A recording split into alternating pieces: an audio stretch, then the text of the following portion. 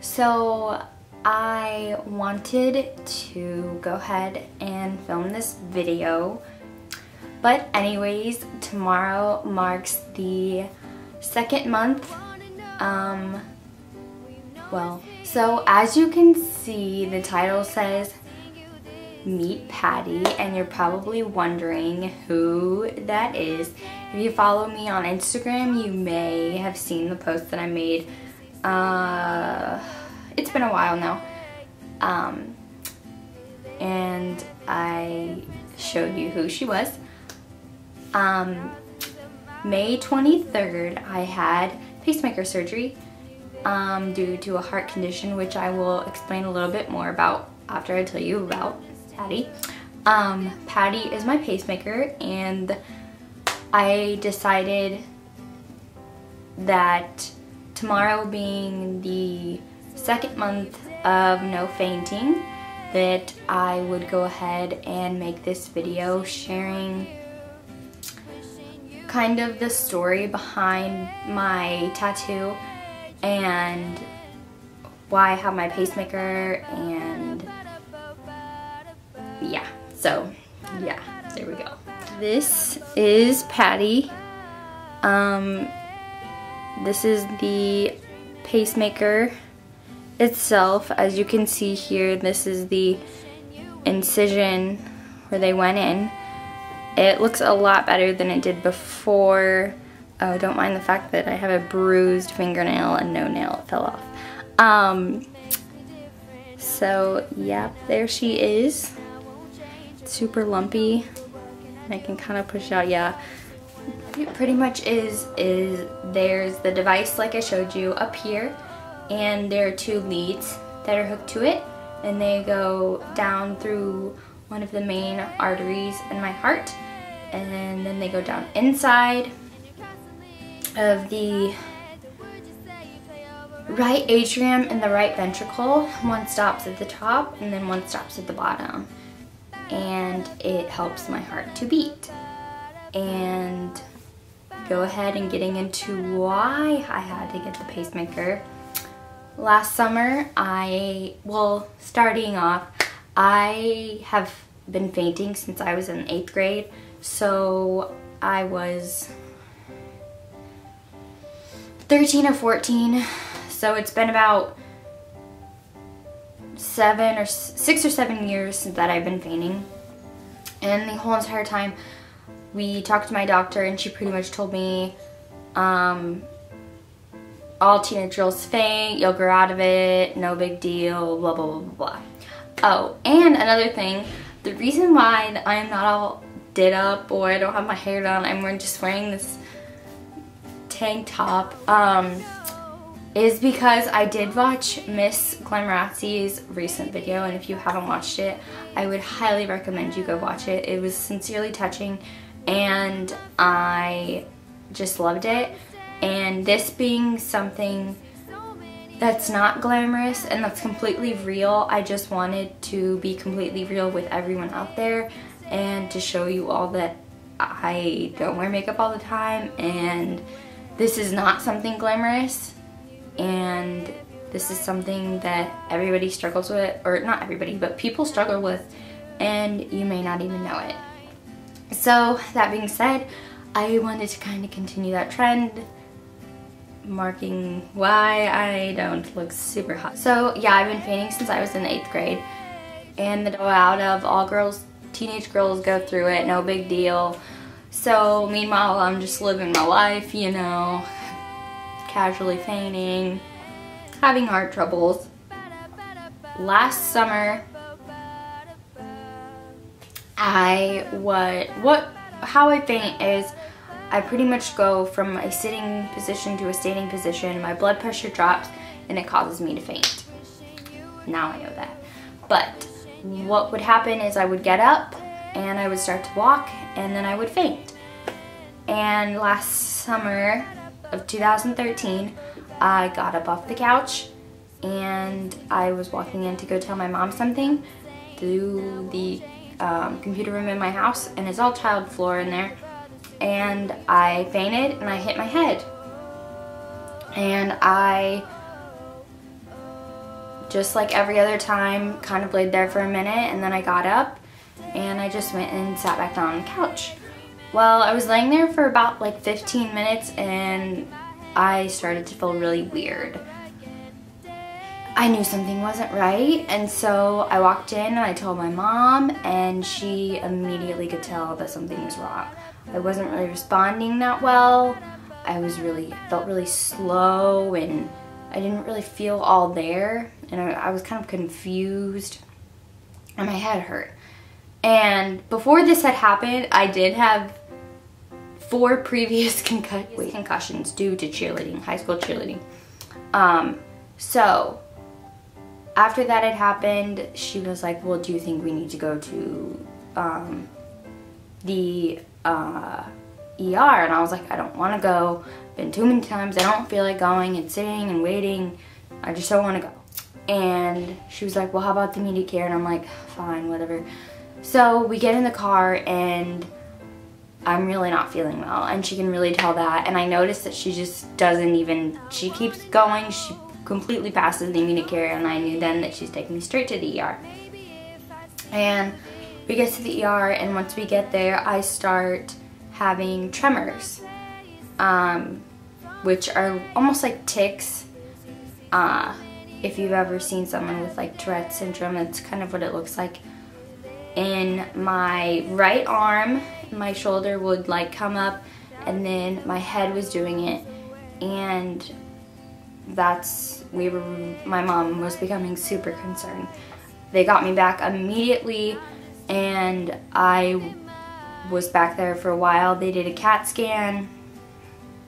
Nothing was wrong, and they couldn't explain why I was having the tremors eventually turned into full-blown seizures, and they could not explain why I was experiencing these, which was very scary for not only me but for my family, because I saw them, I could see their faces and see the worry in their faces. And you know, like when your family is worried, that like you're worried, because I don't know if that's how it is for you guys, but I just know that when my family's worrying, that it makes me worry more.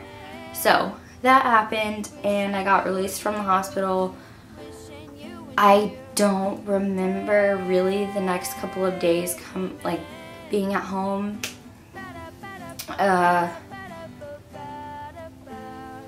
Yeah, and that pretty much happened. And from that point on, we knew that we had to figure out what was going on and why I was fainting, and you know, because it isn't a normal thing. And so we went to see who did I see? I had to get an appointment with my orthopedic doctor. So we ended up going to my pediatrician, and we were talking to her about my whole experience again, and then with the seizures, and she was like, oh, well, you might have conversion disorder. She just wrote it down on a piece of paper and then told me to go home and research it. It's like, okay, thanks. Or, you know, you're a doctor, you should be explaining this to me. Well, then we saw the orthopedic doctor, and the one that I saw previously wasn't in the practice anymore, so I had to see a new one. And I was explaining my whole situation to him, and he was very concerned. Even though he was an orthopedic doctor, which is sports medicine, he seemed very concerned and he really wanted for my personal well-being, you know, wanted me to be okay. So he asked me all these questions, and then he recommended that I see a cardiologist. So I saw a cardiologist, who then he gave me a heart monitor, a walking heart monitor, which is pretty much where you put these like nodes on your body. It's like 4 nodes, I think, and then it has like this pack, and then you have to carry around this like little old BlackBerry thing. They couldn't catch one of my fainting spells. They couldn't catch anything on it. So, as well as the heart monitor, they scheduled me for a tilt table test. And pretty much what a tilt table test is they are pretty much making you faint. They put you on this board almost, and your feet are flat up against it. They raise you up at a 75-degree angle. You're completely strapped down, and you're supposed to stand there for 30 minutes. And they're trying to get you to faint. And if you don't faint after the 30 minutes, they give you some medicine, and it will hopefully help lower your blood pressure to faint. Well, I stood there for 12 minutes, and last thing I remember was telling the nurse that I felt like I was going to throw up, and I was out. And what had happened during that test, my heart stopped for 12 seconds. And I remember waking up and feeling it was such an undescribable feeling. I've never felt anything like it before. I just remember thinking, crap, I fell asleep. I wasn't supposed to fall asleep. And I just felt like I guess the best way I could describe it was I felt like all the blood had been drained out of me. And like I was just like this limp piece of like nothing, I guess. I don't know. It was just really, really bad, and I was like profusely sweating. I knew something was wrong then when the nurse got on the phone and she called somebody. And they came in, the doctor, my now cardiologist, came in and was talking to me. And he told me that I needed to be on a certain medication, which the previous cardiologist had put me on. And so we just went from there, and I was put on another heart monitor, I think. So I went about everything, and yeah, that happened, and we were kind of at a standstill for a while, not really knowing what to do. So I went back to school, and I was really struggling at school with my health. They ended up putting me on another heart monitor, and I ended up going through some personal issues, which had kind of gradually led into what I wasn't realizing was stress and anxiety, and also depression. I was at school one day, and I had taken a fitness class, which was outside for the majority of the time, and it was like extremely hot that day, and I was feeling terrible, and I felt like I was gonna pass out, and I told my teacher I had to leave. I left, and I called my mom because she was going to school down where I was as well at a different school, and she came and got me and was taking me to the hospital. I told her I needed to go to the hospital, and I started having tremors again, and we got there and they did all the stuff, and then we left, and then I ended up going back here because my mom wanted to watch over me, and I ended up having really bad seizures again, and my mom took me back to the hospital, and my dad came too, and I ended up being in hospital for 3 days.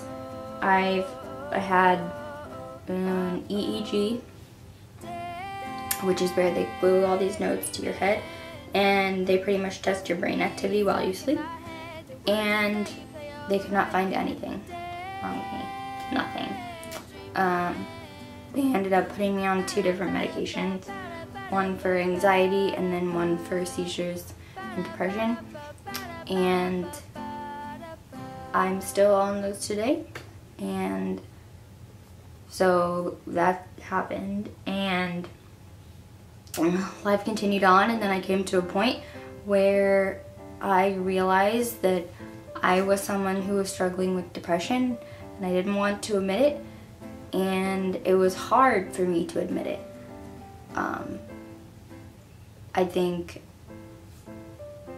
you know, everybody wants to come across as like you know, everything's okay and everything's fine, and you know, you don't want to admit to yourself sometimes that you're struggling on the inside.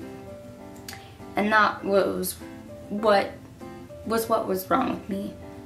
And so that happened around the end of fall, and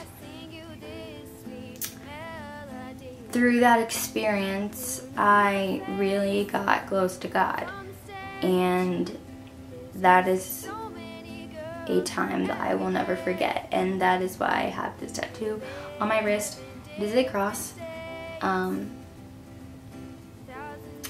I was struggling really hard, and I just felt like this really strong pull from him. And I remember being in here on that bed, sitting there crying to my mom, and I repeatedly kept looking over here in the right corner. And after that had happened, I realized that this may sound completely crazy to some people, but you know what, I don't really care. That I knew that Jesus was standing in the corner. I kept staring there, and I knew that's why. I knew that was why.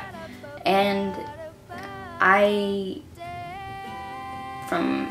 at that point, at that time period, I just realized that I wasn't going to be able to get through anything that I was going through mentally and emotionally and physically without God and without His love and everything. So I got that, which was a very positive experience, and went on with my life. Was fainting.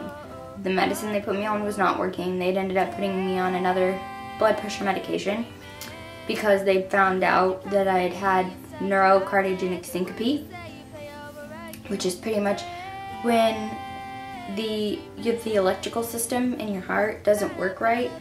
The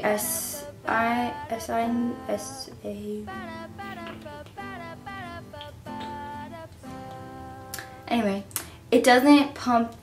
When I go from sitting to standing, my heart isn't properly pumping the blood, sending the signals to pump the blood from one side to the other. So in that case, all of the blood is rushing to my hands and my feet away from this part of me, and it causes my blood pressure to drop and for me to faint. So I was still having health problems, and springtime came and I went through another very hard time, and I was very emotionally drained, which led to me being very mentally drained. It was affecting my whole, it was affecting my whole life, my school, and I was always constantly worrying about myself and whether I was going to be okay, and it was not an easy thing, and it's something I'm still recovering from. But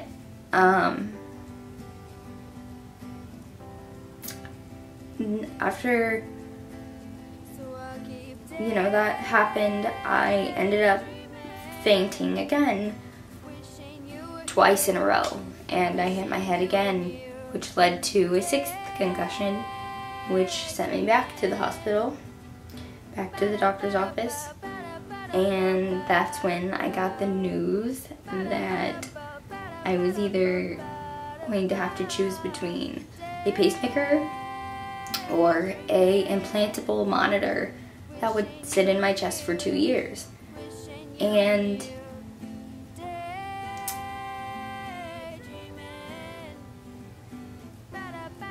it was mixed emotions.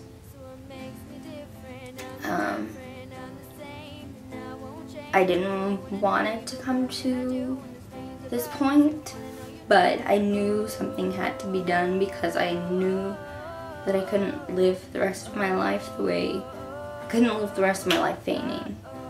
You know, it's like how, I mean, that's not normal. How can you just go the rest of your life feigning? You know, I want to be a mom one day, so if I'm carrying a child, I can't be worrying about if I'm gonna faint. That's not safe, you know. I don't want to end up on bed rest because they're worrying about my blood pressure dropping and me fainting, and just stuff like that. And I don't want to live my life being worried about myself. And so I was at church one day, and I'd been praying about it, and I really felt my grandpa, who died when I was in kindergarten, at church. And if you follow me on Instagram or not on Twitter, or on Tumblr, you would see the Bible verse Isaiah 40:31, which was read at my grandpa's funeral when he died, is, "But those who hope in the Lord will renew their strength. They will soar on wings like eagles. They will run and not grow weary. They will walk and not be faint." But I think that I had seen that Bible verse somewhere, or like I'd read it. I have this app on my phone called iDisciple, and I read it a lot. I read it almost every day.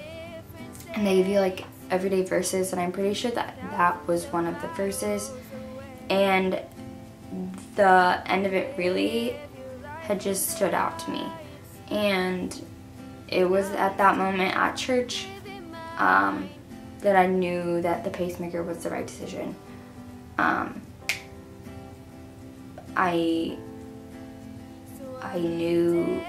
I just felt that it was the right decision and that something good was going to really come out of it. So May 23rd, I had my pacemaker surgery, and that is when I got Patty. And tomorrow will be July 23rd, or the day that you'll be watching this, and it will be 2 months that I have not fainted. And it's really an extremely happy thing, because it's something that I didn't know, or that I didn't think that would ever happen. I was always scared and worried about myself. I didn't think that taking the chance and not getting the pacemaker and it not working out kind of was below of taking the chance and hoping that it would work, because there was a chance that it wouldn't work, and I knew that. But to me, it's not fainting. It's not worth trying. It's not worth not trying. I have fainted too many times, and who's to say that the next time that I fainted and hit my head that I would end up with a cracked skull, or bruising my brain, or getting some internal bleeding in there and really having something serious happen to me. It just wasn't worth it. So I am very happy with my choice that I made. I still struggle with my anxiety and my stress and my depression, and it's not something, excuse me, that you just get over, or that you just choose, or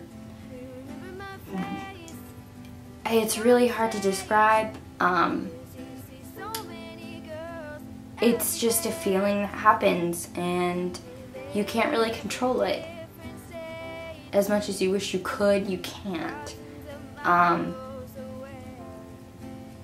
It's a very scary thing. It's a very dark thing. It's something that I would never wish upon anybody.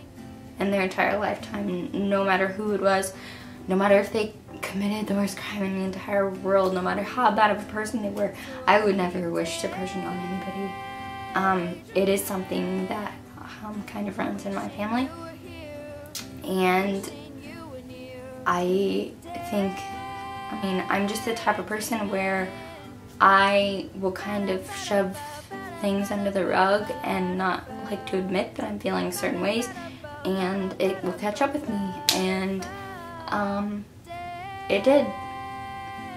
So I paid for it. Now I'm on medication, like I said before. I do see a therapist, and I'm not afraid to admit any of this. I've just come to realize that life is too short to hide who you really are and what is really going on in your life. If you follow me on Instagram or Tumblr or watch my YouTube videos or whatever, you know, everything might seem peachy keen all the time, but I promise you it's not. I go through crap like anybody else would, and I think that, you know, the only thing that has really helped me, and I know that will always be there, is God. And I know that God has gotten me through a lot of it, and I know that I wouldn't be who I am right now without God. I know that I wouldn't have gotten through it without Him. You know,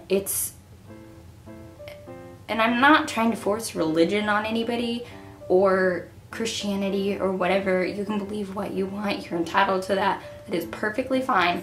I do not care. But I'm a firm believer in Jesus Christ. And no, there is no such thing as perfection, but I think that you can always better yourself no matter what it is. I mean, you know, just know that perfection is not something that is achievable. No one is perfect. The only person who is perfect died for us so that we could be forgiven, so that we could live eternally in heaven with Him. And you shouldn't try to be that or achieve that, because it's just not gonna happen. It's not gonna happen. You just need to embrace who you are and just remind yourself that, you know, you are loved all the time by God, whether you know it or not. You know, whether, you know, you're going through the hardest time in your life, somebody does love you, and you are gonna get through it, and everything's gonna be okay, I promise. And I know that in the moment sometimes it just seems like the world is ending and everything is just crumbling and you don't know what to do with yourself, because trust me, I felt like that so many times. And it's, you know, I just want you to know that everything is gonna be okay. I promise. I promise.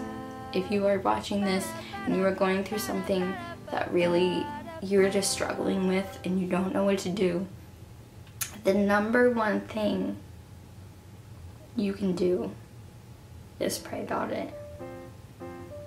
I promise you. It helps.